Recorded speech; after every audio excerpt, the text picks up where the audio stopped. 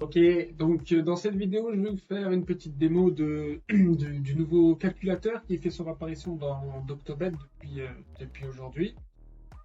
Tous les calculateurs sont regroupés ici dans ce type de calculatrice. Et donc le nouveau calculateur s'appelle Battre le Cash Out. Le but, c'est quoi? C'est vous avez fait un ticket, un combiné, 3 à 4 matchs. Ça a été mon cas quand j'ai eu l'idée de faire ce calculateur. 3 passes, il en reste un le lendemain. Et vous vous dites, soit je perds tout, soit je cash out, est-ce que je peux pas récupérer un petit peu plus d'argent que ce que le bookmaker me propose?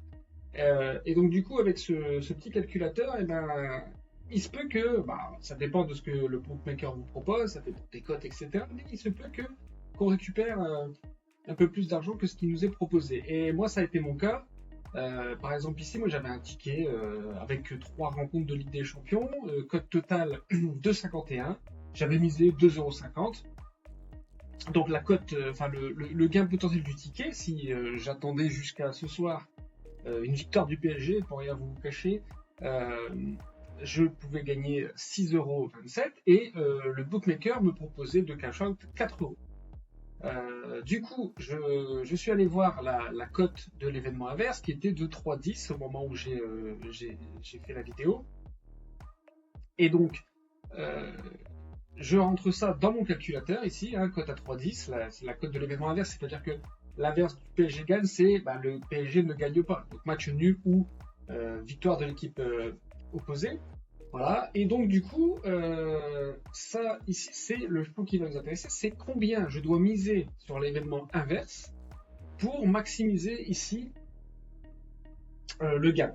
Alors, par défaut, ce que je fais, peut-être que ça ne s'adapte pas tout le temps, et j'attends vos retours là-dessus, c'est que je calcule ici la probabilité de manière un peu simpliste. Je divise 1 par la cote, j'obtiens 32,26% ici, et je prends 32,26% du gain potentiel, donc ce que je vais récupérer si je vais jusqu'au bout, et je m'en sers comme mise. Ici, ça fait 2,02 €, et bon, là, je suis plutôt satisfait, c'est-à-dire que du coup, si mon ticket 1 est gagnant, c'est-à-dire que le PSG gagne, je vais gagner en tout 4,25 €, donc 25 centimes de plus que ce que me proposait le bookmaker.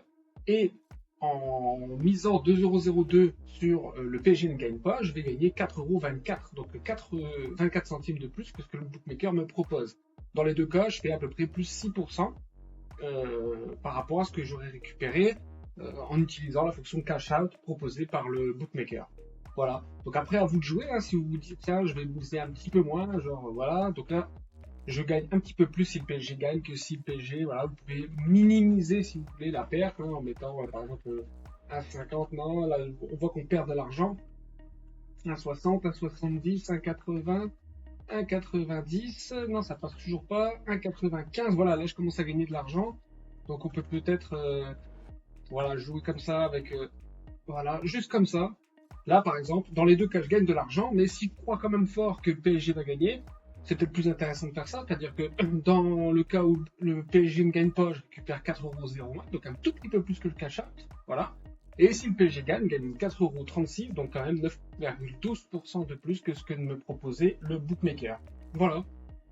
Dites-moi ce que vous en pensez, est-ce que ça vous intéresse, et si vous avez d'autres idées de calculateur, je suis preneur aussi. Voilà, c'est tout pour moi.